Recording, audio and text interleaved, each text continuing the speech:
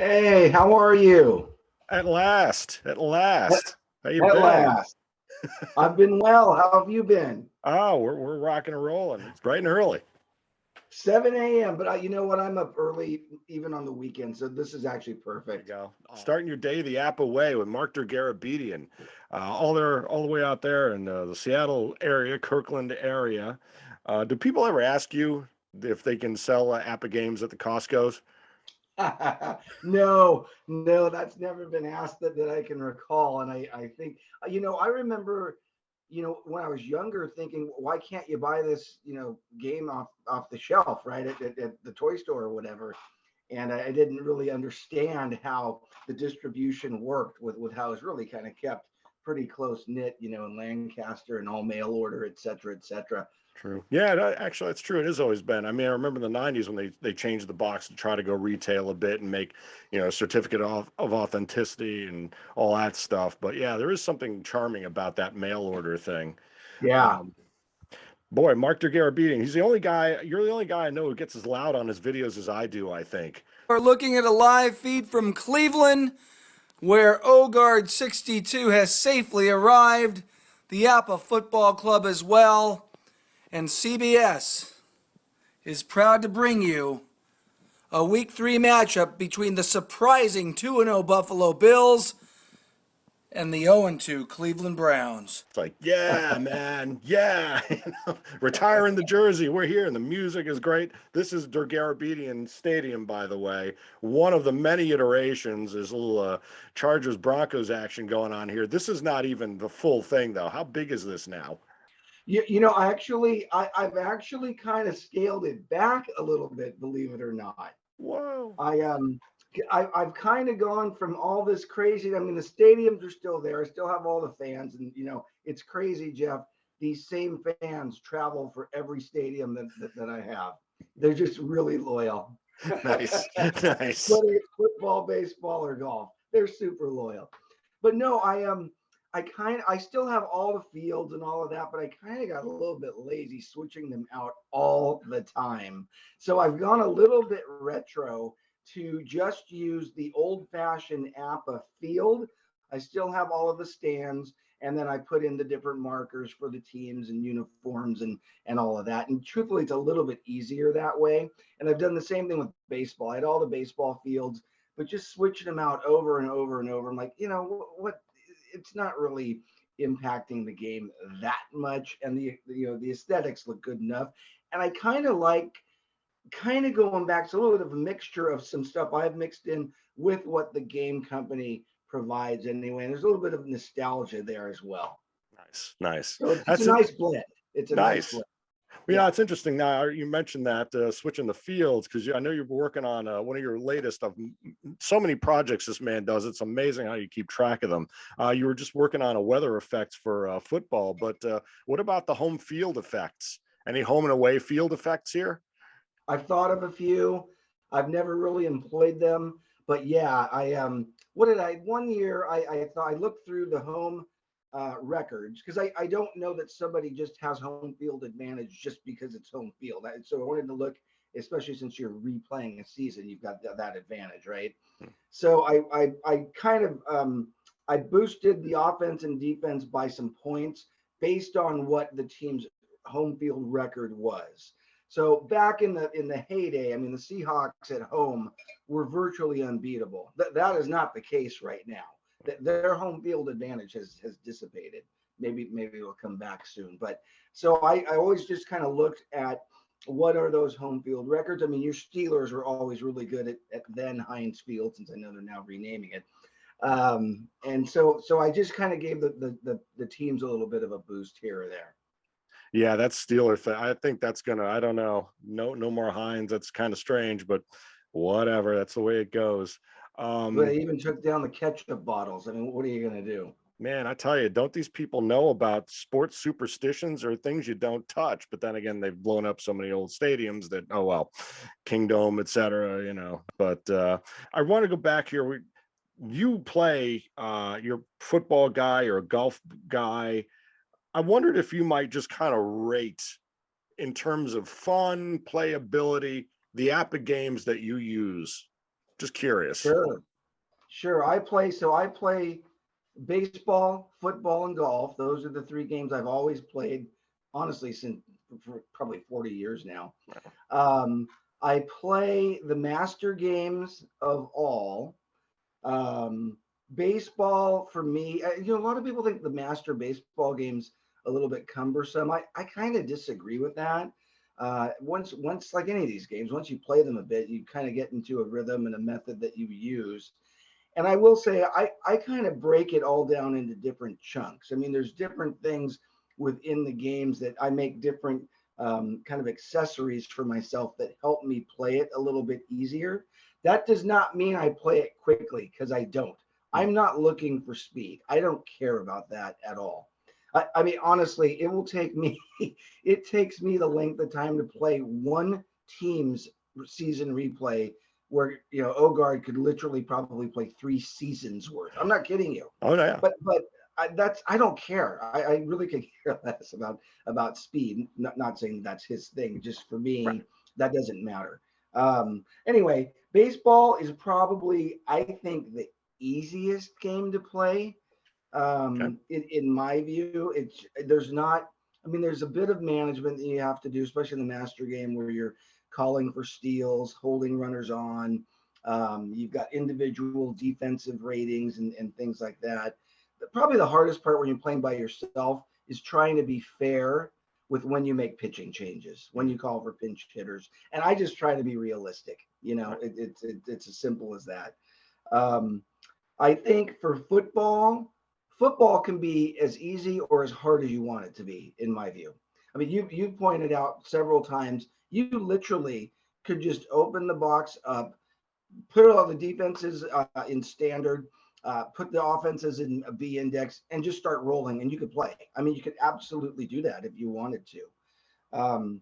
So football, I kind of play a hybrid. I mean, I've always played the master game. I understand all the rules and all the line changes when you bring in nickel and dime and, goal line, and I get all that.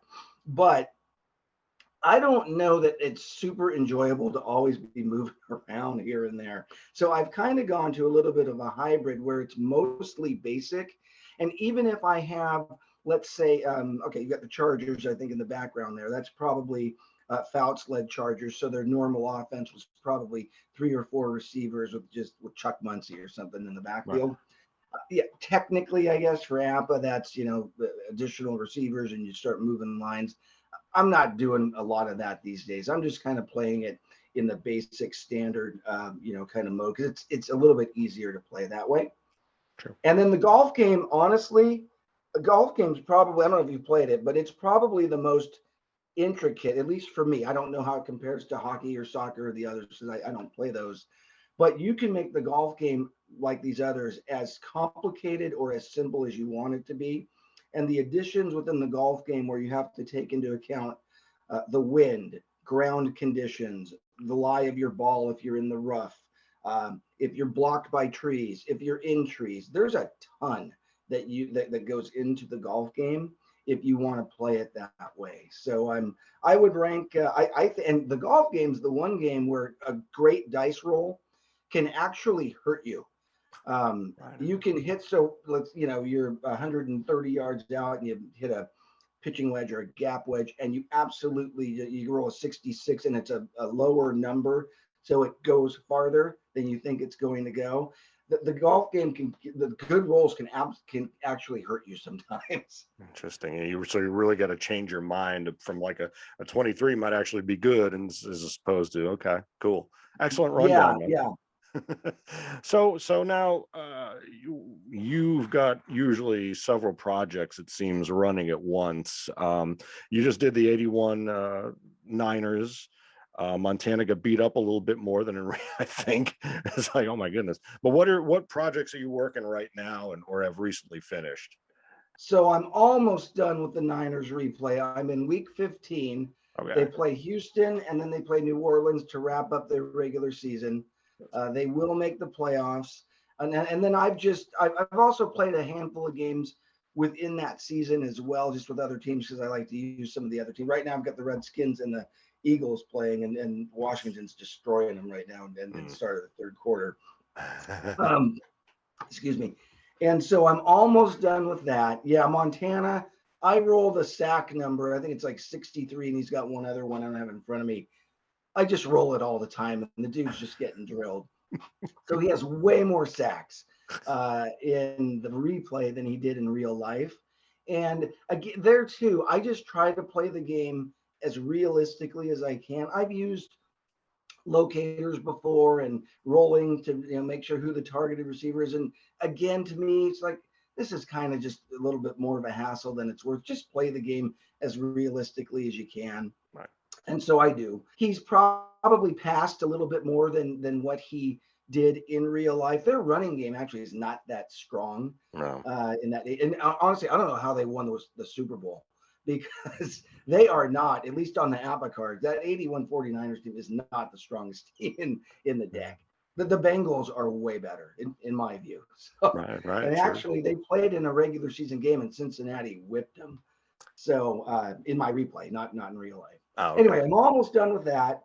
I've got a 1982 baseball tournament that I'm going through that I've had. Essentially, I'm using every team, 2 out of 3 games for a winner of a series, and then it goes to 3 out of 5 and 4 out of 7 as we advance. I seeded all the teams, just how they finished with their regular season record. Because the numbers are odd, some teams got first round buys, but I've had nothing but upsets, Jeff. The lower seeds keep knocking off the higher seeds. It's crazy. Minimum 4-man pitching rotation. You can't, abuse the relief pitching. Again, just trying to play it realistically. I usually, a catcher can catch maybe 2 or 3 games at the most in a row, and then he's got to sit, stuff like that. And then on golf, I've been doing a little bit of a replay where I've been using Ben Hogan's all-time great card and playing all the different courses. I don't know, I probably have about 30 different APBA golf courses. Nice. So I did that, and then I just recently replayed the 1994 U.S. Open playoff at Oakmont between, it was Els, Lauren Roberts, and Colin Montgomery. I didn't have the 94 card set. I had the 97 card set. So it was good enough. And Lauren Roberts actually won the playoff over Els and Montgomery. Right this moment, I'm on the back 9 at St. Andrews with Rory McIlroy and Cameron Smith. Nice. Smith's 2 under, McIlroy's 1 under in my thing. So all those things are why it takes me so long to finish anything. Sure. Well, now that's amazing. Actually, I mean, I've always thought like it would be cool to do like a We Are Family, the 79 Steelers, 79 Pirates. I mean, obviously they're not going to play right in town, but have the. But it's like, wow, could you, and how do you kind of mentally prepare to get in that mood or in that moment to, you play them realistically? I mean, you have to kind of understand how these, certainly the football team, how you maybe do your substitutions if. Yeah, and I don't know how strict you are in terms of he sat that game, so I'm sitting him this game. Oh, I do. Yeah, on the replay, I look at the the Pro Football Reference obviously is a great site. So I just look up the box score, see who played, and then there's also those columns where it shows the amount of games a player played in. So if it's less than 16, they obviously missed some games, and then it's a little bit of a pain. You have to dive into the player and then dive into their game log. And if they didn't play, they're out. They don't play. How do you measure the success of a project? Is it, I want their, whether it's the record, the personal stats, kind of general outcome? I mean, your baseball tournament's getting what if all over the place. It seems like it's the what if monsters right in there. It is. I think ultimately it's just about having fun.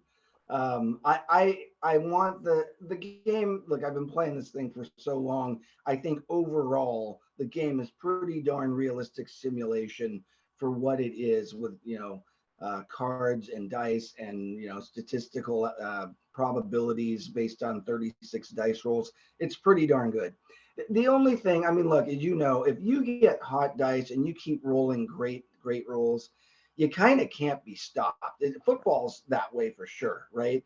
I mean, you can, even if you key someone and you played a dime defense and you go down 2 or 4 lines, let's say, you still kind of can't be stopped with a great roll. Maybe you prevent a touchdown, but you're not going to just, completely stop something. So Sometimes when those dice get super hot, the scores on the football game get a little bit high, and I don't like that. Mm. I'd rather have it be a little bit less than that, but it is what it is.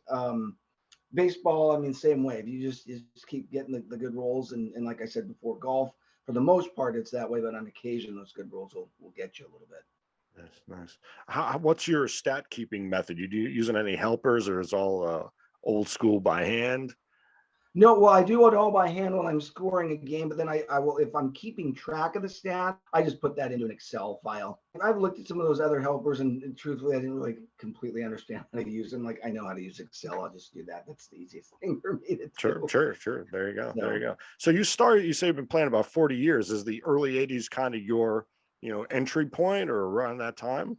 Yeah, it probably is. I remember I grew up in Fresno, California, and Fresno in the summertime is absolutely nasty and 105 to 112 degrees every day. So thankfully, most houses had air conditioning. And a friend of mine just invited me over one day. I think I was like 12, probably 12 or 13. It's like, I've got this baseball game with cards and dice, and showed it to me. We played it, and honestly, I was hooked. I'm like, I'd never heard of this thing before, and I was totally hooked. And like most people, played a lot, then didn't play when I was in college and as a young adult and all of that. And then recently come back to it, really probably in the last 10 years. And honestly, Jeff, I really like it because it gets me away from all of the electronic stuff. I mean, I'm in front of a computer all day long at work. My son and daughter, my son's 18, my daughter's 15. They are in that era of all things electronic. I love getting out of that and going back to a tangible, thing in my hand. It's great. When my son has played, when I've wrangled him in to play a few games, we played a best of 7. It was the 97 baseball season, and the 97 Mariners were loaded on offense. They had a Griffey and I can't remember, phenomenal offense, fun to play. And the Orioles were really good that season as well. And so we played a 7-game series, Orioles, Mariners. He took the Mariners, I took the Orioles. It went to the 7th game. He literally hit a 2-run homer with Ken Griffey Jr. in the bottom of the 9th to win the thing. Nice. The kid was as excited as, Dad, this is awesome. Oh my God, Griffey's up. There's a runner. He loved every bit of it. The time we played football, same thing. And he always beats me in football. The kid gets all these great rolls. He's little sucker.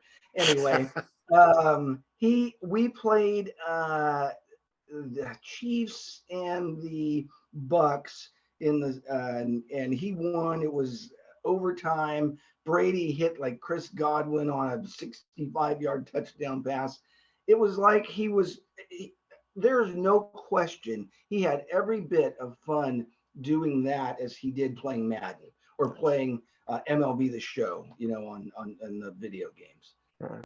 It's just a matter of getting it into their, I think, minds of playing as that being their go-to versus the electronics. And over time, you come to realize the benefits, the limitations, just kind of the whole character of each one is so radically different that, each one has that when that big payoff is ultimately kind of the same feeling, just in a different way. For sure.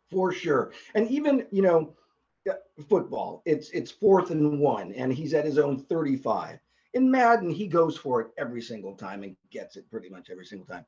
Here, oh no, he's like, oh God, I don't know, should I go for it? I'm not sure what to do. Like, it's up to you, buddy. You make the call. Go. Stack that line, goal line defense, man. Yeah, exactly. Well, now, and that's interesting, because you've played some games with Barrett. Compare the face-to-face versus solo experience and kind of the way you play it. I mean, we talk about APBA ball, whether I'm playing head to head or solo, I always kind of feel like I want the team's character to come through and come what may, but I'm just kind of curious if you have any tactical, changes that you employ. I don't. It's funny. APBA ball, whether it's football or baseball, especially when you can look at the boards and, you look at the results on, especially for singles like 8s and 9s and things like that in baseball. Jeff, I never, ever look at that stuff, ever. I could care less about that. I'm just trying to manage the game accurately. And the same thing with football. I think, you know, I play the master, so it's first and fourth quarter, second and third quarter where the boards switch. I know that it's better to run inside or outside based on the. I don't ever look at that stuff. I just play. If I think it should be an inside run, I call it inside run. If it's an outside, it's an outside. When Greg and I played, this is probably 3 or 4 years ago now, and though we're both in Washington, Greg's way out in the Olympic Peninsula, beautiful area to swim, but it's not like it's 20 minutes away. It's about 3.5 hours. Wow. So it's definitely a haul, but he was a great host and his wife's super nice. We had a great time. But no, we just played essentially a game and a half. Master game, all the rules. He's keeping track of everything. You know, I had some good success against him. I'll just say that. So, there you go. We played the Seahawks and the Vikings. It was a close game, full game, and I won, I think, by 6 or something. And then he wanted to play the Jets Dolphins, but it was the era with Marino. And we talked earlier about good dice rolls. I kept getting them, and it was ugly after the first half because, I mean, you couldn't stop him, you know, right, no matter what. And that's where I think sometimes you might get a little bit skewed when you just look at a game or two versus, you know, like what Greg does, right, with playing in out for the whole season. And it seems like, you know, we follow him on the Delphi forums. If anything's looking to be a little bit askew, generally by the end of his replay, it's pretty darn close on what his statistics look like compared to real. So I think the game's pretty proven that it's pretty darn solid. What, in terms of your collection, you talked about you had like your 97 set, you use it for the 94 golf. What's kind of, what are your prized possessions in your collection, or what's kind of on your list? I mean, obviously more football sets are coming out, and anything that's kind of on your, you know, hit list. Yeah, I think if the game company releases any more, you know, 80s or 90s football seasons, that's probably the more of interest to me. Truthfully, I don't love modern NFL football, just the way it's played. It's just not what I grew up watching. It's not my cup of tea. Right. I watch it. Don't get me wrong. I'm for just sure. as addicted to football as anybody, but I don't love the modern game of football. Yeah. So I much prefer the older stuff. So anything like that, any of that kind of vintage, probably nothing earlier than the 60s or 70s. I mean, I don't really know a whole lot about anything before that, and not super interested in some of it. So really anything in that kind of just the stuff that brings me back to being 15 years old. That's what I love. I know they've done the all-time great teams, a couple of different sets. I wish they would do some all-time great games, like you know, when the Cleveland Denver. Gotcha. That would be awesome. I know they've just released the 58 championship game, but like stuff like that where they picked 10 great Dolphins, Chargers, 1981. I mean, that would be pretty cool if they put a set like that together. The other idea I floated to John Hurston, it would be awesome if they released like some fields. How cool would it be if APBA gave you some real fields checked to their spec? I can't imagine that people wouldn't want to buy those. I remember, well, when we, you know, started this thing like 11 years ago, and we were just starting to see the custom fields. You know, Greg's got his whole collection. I mean, it's he's got everyone. It is a collection. I've seen it. Holy smokes. He's got some money invested in getting those made. Holy cow. I remember I cut out like the little NFL logo from a playing card and stuck it on my main field. And, you know, Bobby Porter's another one who's got since then gotten a lot of those, and the dice towers are all customized. But yeah, there's premium in that. It's just, you know, it's kind of finding that model and that audience. We need more people on the football side. We're like outnumbered 10-1, you know? Yeah, I think people think that the football game is maybe a little bit hard to play in a solitaire mode, but it's not. I mean, it's I think it's, especially if you take it very basically, you can have a really enjoyable time playing APBA football. Totally. Yeah. And just some ridiculously simple, I mean, Stratomatic does it with just single die rolls, like the defense got it right or wrong. It's 50-50, whatever. I mean, you can do that, you know. Sure. Yeah. And you could argue that that's all you need. Yeah. I mean, because you do either get it right or wrong, right? It's one or the other. Yeah, you know, and I whatever will you, say this: playing head to head, I found myself calling the standard defense, the standard alignment, a lot more than I thought I would. I did interesting. not. I thought I was going to be really going all in on either the G or the D. I didn't. That's I it was an interesting study of what I thought I'd do versus what I really did. I like to throw a G in on occasion on like a 3rd and long, just to see if you can get that long sack, or, you know, if somebody tries a draw or a screen on you, maybe it'll, you know, not work out for them that well. But yeah, it's interesting when you're playing that. It's like you don't want to give up too much, you know. Right, right. No, but it's the strategy part of it that's the fun. That is the absolute fun. And like when I played against my son, you know, if either he or I nail the alignment, then it's like, you know, we play, you get the 1 audible per quarter. So it's like, oh, you're going to use it here or there. And then we also allow timeouts. I mean, if you get burned on a call, I mean, you can call, you can call a timeout and then just kind of reset it. So that way you sometimes kind of burn through some of those first half timeouts where you might not normally, you got to save them to the end. Interesting. If you want to use one, go ahead and use one. That's fine by me. I don't play much by way of like a different season versus a different season, because it just seems like the cards are so different. For example, if I've got the 76 season, and the 76 Steelers are a good team. Obviously, the Raiders are great. The Vikings are great from that season. But, you know, the passing cards, other than, you know, Stabler's is great, Burt Jones is great. Like Terry Bradshaw's passing card is not good. No. And because they're such a running team. So if you took the best Steeler team of the 70s against even a non-Super Bowl winning Patriots team of the 2000s, the Patriots are going to probably beat them most times, I would think, just because Brady's card is so good. Oh, yeah. I was just using the 76 Patriots against the Colts. The Steve Grogan card of 1976 has to be one of the worst passing cards I've ever seen in my life. Oh my God. Patriot fans probably deserve all the Super Bowls with the pain they had to go through earlier. Now, did you have any gateway games like Pay Dirt, you know, anything like that kind of got you? Not really. What we used to do, though, we would just take a deck of cards and, like, you know, an ace was a single, a 2 was a double, a 3 was a, like, we would do stuff like that. The face cards might be out. So we would almost play like a game of war, but it was a game of baseball and just keep shuffling the cards. So we would do stuff like that. And then, you know, when we got a real game that was based on some real things, that was like, this is awesome. How does somebody so smart to think of such a game? And I do remember calling a few times back to Lancaster, PA, like to check on my order when I was a kid. And like everyone else has probably reported, they're so rude. They were so rude. But it almost added to the kind of the mystique of what this thing was. I almost wanted them to be rude, as crazy as that sounds. That's right. That's right.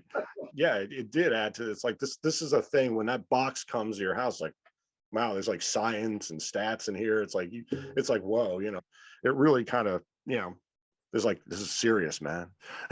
Oh yeah, yeah. And you would just wait. We had the greatest mailman ever as a kid. I remember he would always stop, and we were always outside playing baseball or basketball or whatever we were doing. He'd always stop and just kind of hang out. And I remember when he would come up and he'd have the box, and I'm like, yes, it's here. And you couldn't wait to open it up. And it was there's something about a little bit of a delay and expectation, anticipation, build up versus instant gratification, which is pretty much where, you know, what we live in today. I kind of envy all those people who got to drive out to Lancaster. They talk about these pilgrimages year after year. It's like, man, oh man, but you can do in Georgia. You know, he opens. Yeah, I've been there actually. I was out in Georgia on a work trip probably 4 or 5 years ago now. And I did stop by, I met John. Okay. He was awesome. We had a great time. We probably talked for 2.5 hours. We were just, I mean, he's a character. I don't know if you know this, but he caddied for Vince Lombardi. Wow. As a kid. Wow. Yeah. Yeah. Vince Lombardi dropped him off at his house a couple of times, like driving him home. He's got some incredible stories to tell. Did you kind of tour the inventory and take anything? Yeah. Yeah, I did. It was, I mean, essentially, it's an industrial kind of business park in Alpharetta, and honestly, you wouldn't really even know what it is if you didn't know what APBA was, and you just kind of drive up park, and he's got a little bit of an office in there. He's got some displays of some games, some older games as well. Really cool. Hung out just talking in his office, and then he took me back into the warehouse, and they don't do any of the printing or any of that stuff there. It's Right. essentially just a warehouse with shelves, and everything's kind of divided up with football and baseball and golf and soccer and hockey and whatever else. Do you have any superstitions like I won't stop in the middle of a drive or at the quarter? What's your line of demarcation to carry on? Yes, for sure. I try to finish a drive in football. And honestly, that's just so I don't forget where I'm at in the game. Or I'll just write it down on an index card or whatever. With baseball, I try to finish usually every 3 innings. So I'll stop at the 3rd or the 6th until we finish the game. And the same thing with golf. I try to go in 3s for whatever reason. That's what kind of sticks in my mind. But with football, Jeff, I've made a lot of different markers to help myself. For example, I think the biggest mistake that I've made over the years is just timing the game, because I forget to make a notation of like a half a play or a full play, and then I'm like, oh my God, did I do that? So I've actually made a little chart on some foam core, and I actually use a push pin now, and I just mark it out, and it's again more tangible for me than writing it down. I mean, I'd rather forget to write down a statistic than forget the time, because I don't want to mess the game up with the timing. For sure. So that's the one thing. Like the football game's that way, right? Baseball, unless you forget an out, I mean, there's really no time clock, right? And golf, there's no time clock in golf. So there's some different things that you have to do in playing those games. Speaking of markers and all your self-help aids, you've gone ahead and done a lot of versions of all the charts for all the line adjustments. You've rekeyed, I think, all the playboards. I mean, yeah. How do you do this? Yeah, a lot more of an undertaking than I thought, I'll just say. And then in using them, I realized I had made probably, there's thousands of data points you put in there, right? And I did make a few errors, but I fixed them. So I always had the real boards like nearby to where like, that just doesn't seem like that would be the result here. And I checked like, oh crap, I messed that one up. So I fixed them. So I think my boards are now, they should be 100% accurate from what, APBA's boards are. But yeah, I broke everything down into the 4 core, field markings, right? And then on one side of my sheets is the 1st and 4th quarter. On the other side is the 2nd and 3rd. But I think where the APBA boards get clunky is when you've got the situation where long pass, for example, those markers change, screen changes, medium pass changes as you get closer. So what I did was I just kind of doubled up on all that stuff. So in my groupings, all the plays that you can run within that area are there, even if it's a duplicate of something before, because then I'm not switching back here, there, whatever. Right. And that's super helpful. I do use Ray Dunlap. He redid the injuries and penalties and the kicking game. I use his injuries and his kicking chart. I don't use the penalties. I've gone back to just using APBA's penalties. But those are excellent. He's done an excellent job with that. So it's a little bit of a blend with that. And then I have my own chart for how there's a possibility to get double covered or keyed. There's a possibility for blitz, but I don't want that to happen all the time. So it's a little bit toned down, if you will, with that. And then, when we play face to face, instead of, if you just, you guess run and you guess the running back correctly and he's keyed, we actually, especially if it's a team where it's just one main running back, you have to guess the run type. So you have to guess it correctly if it's inside, outside, or a draw, whatever it may be. So that makes it a little bit hard because otherwise you're going to just have keys too often. Right. Exactly. And that's the old goal line defense. You had to guess the player and commit inside or outside, or else you lose. I like that. I also employ the old the defensive back reduction with instead of using just nickel or dime, if you've got, and I don't divide it with the 8 and the 16 medium, long, short. But it's just like if you've got 16 or more, you have a chance to get a reduction. Okay. You still have to roll, and if you have 17, 18, 19, or 20, the more points you have, the more chances you might have to reduce something like that. So, interesting. Yeah. What is the roll that you use? What do you have to hit? So essentially, if you've got, let me grab my chart over here. If you've got 16 points in the secondary, if you roll a 1 or a 2, you get reduced. But if you have 18 points, if you roll 1 through 4, it's reduced. That sort of thing. But Gotcha. Even if you're at 20, you're at the best you can be, which I don't even know if there's a secondary that has that. It's not automatic. If you roll a 6, you're actually not reduced. So it's just, it gives you, I try to weight it to give you a better chance. Now, there aren't that many teams that even have that. I mean, some get close with 14 or 15, but I don't know. I just think those elite secondaries should get a little bit of a bump, especially when the one thing that I don't understand really the way the game works in the sense of the logic behind it. You might bring in a fifth defensive back or a sixth. Sometimes these guys are like 2-pointers, Right, exactly, or even 1-pointer. So yeah, I get it. They're a defensive back, and theoretically they can cover better than a linebacker. But you're taking out like a 4-point linebacker for a 2-point. It's like, what are you doing? So right. Yeah, that's why I went back to just the old thing. Exactly. I'm right there with you. Yeah, totally. I mean, I know some people is like, it wasn't as, I mean, I think it has its merit. And conversely, you can do something with like a front 7 that's like 28 points or more. If you get somebody even mentioned that in the APBA Journal, of course. Everyone thinks about this stuff so constantly. It's amazing. I don't think I ever thought about any other game as much as you think, like, how can you do these manipulations and change things up a bit. It's like it's amazing how you just dive right into it, and it just you can think about it constantly. It might be a little unhealthy, but maybe not. Well, exactly. Well, that's my problem. I'm always tinkering here and there. That's why I never complete anything. Like, what about this? What about that? How about this? How about that? I mean, I've redone stuff over and over. Golf's the same way.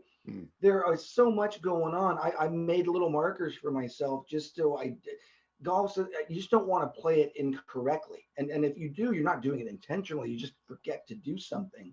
So again, I just make little kind of self-help markers, tools, if you will, that help not forget to do something the right way, the best you can. You kind of vary, like you'll have a small project and the big price. So you're like the 81 Niners is kind of like a smaller, and then you've got like the bigger 82 baseball. Then you've got so you're kind of, you've got different sizes of chunks to kind of chew on. Yeah, for sure. And and I go through all of them.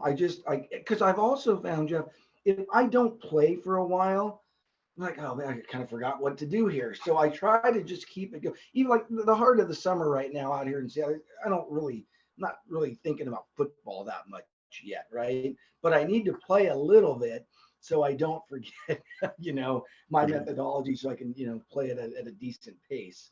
So I'm generally playing all three a little bit at a time. I want to tell you, with the heat wave going on around here in Jersey, I'm thinking about, speaking of 81, that AFC Championship game in Cincinnati, boy. It's like you could use a little 40 below right about now, just like right around noon, maybe. Anyway. Yeah, try to stay cool, my friend. No doubt about it. No doubt. Do you have your eyes on any other games you think, well, that'd be an interesting mechanic to maybe check out? I never have. Look, if I were introduced to Stratomatic when I was introduced to APBA, I'd probably still be playing Stratomatic. So it's just, this is the game that my friend showed it to me, thought it was cool, and it's been my thing ever since. Do you ever use the basic charts on occasion, or is it all master charts? Yeah, no, it's all, I figured I put so much time into rekeying all those things. I definitely use them. So I've got, and they're smaller though. So, Well, that's so the thing. these are Yeah. my charts. I don't know if you can see this or not, but Nice. this is, Nice.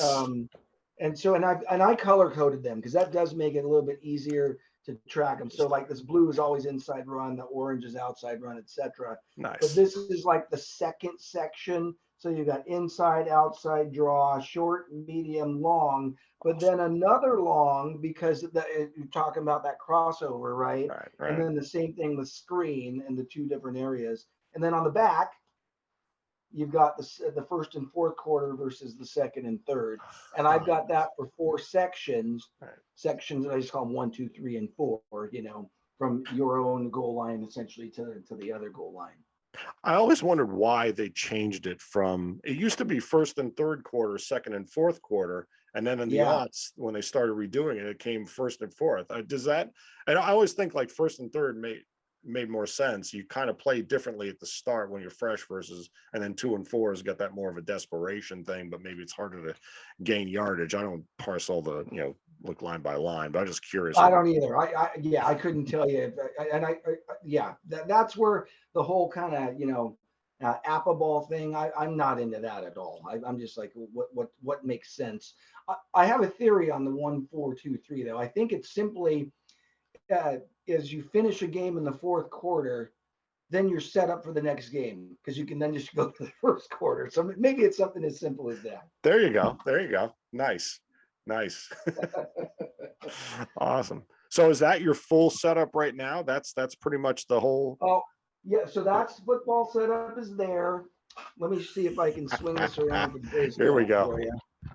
DerGarabedian 360. Here we go. Yeah. Put the camera on the plane back there. Oh, I know. Yeah, that was something got for my son when he was a baby, and it's like, this is awesome. I want to hang it in here. There's the baseball stadium. Nice. We've got who are we at? The 80s. So this is one of those tournament games. Texas somehow knocked out Kansas City in the first round. Texas is not good, but they knocked out Kansas City and are beating Boston right now 4-1. Wow. And they're about to start the top of the 5th inning. And so these are some of those extra markers that I've got. So in baseball, in the master game, Jeff, you need to take into account a runner's speed, and it goes from 1 to 20. So I just made little markers on when somebody gets on base. We throw the speed out there, so it's easy to calculate, etc. Same thing with stuff like this, where points change based on the pitcher's points. So Chuck Rainey, not very good. He was a 6-point pitcher that season, and he was wild. So this is a sliding scale because you then have batter characteristics where that point value will either stay the same, go up, or go down based on what those characteristics are. So just, little things like that just make it a little bit easier to play. And then there's a bunch of other stuff like that. And then over here, these same fans have come to St. Andrews to watch McElroy and Smith play a little bit of golf. Nice. So that's the setup in the room, and it's a lot of fun. That's tremendous. And you're well ahead of the pandemic where they're using cutouts for audience members. I mean, there you go. I think they took your idea. Exactly. I simply Googled like 5 years ago, vintage NFL grandstand, and this came up. It's still out there. If anybody wants to put some fans in their stands, these people are very, very committed to APBA. They love it. Kind of a captive audience, yeah, as we are all. Any last thoughts for the APBA community at large? I mean, I think you made so many great points about keeping it simple, keeping it true to what you think the sport is. I just think it's pretty awesome that John's been able to keep the company afloat, and honestly, it seems like it's thriving. Yeah. And I just hats off, my bald head here, hats off to them to continue playing. There you go. To continue giving us such an enjoyable hobby, pastime, whatever you want to call it, for years and years and years. It's pretty dang cool when you think about it that way. I haven't been to a convention, but every time it sounds like it's a family reunion of family members you actually want to be around. So it sounds like it's it's a great group of people that that share a love of sport. I think a love of you know, there's always, I think, this inner manager in you. If you grew up playing sports, like, I know I could do that. Maybe I go, oh, why did they call for this? Why did they do that? I think that's in everybody who plays a sport growing up. And this game allows you to continue to live that or relive it. And you don't have to deal with the headache of all the professional athletes' attitudes and contracts. Yeah, exactly. No front office business in terms of all that kind of stuff. Just No, I remember I pinch hit for somebody. I can't remember. It was like one of the stars. I'm like, if this were real life, this dude would be in my grill in a split second, but not here. You're on the bench. that's right. That's right. Well said, sir. Thank you so much. I hope we can connect again. Check in on your replays. You should have your own channel, actually. Maybe one of these days. Thank you, Jeff, for having me. And keep rolling, brother. Will do.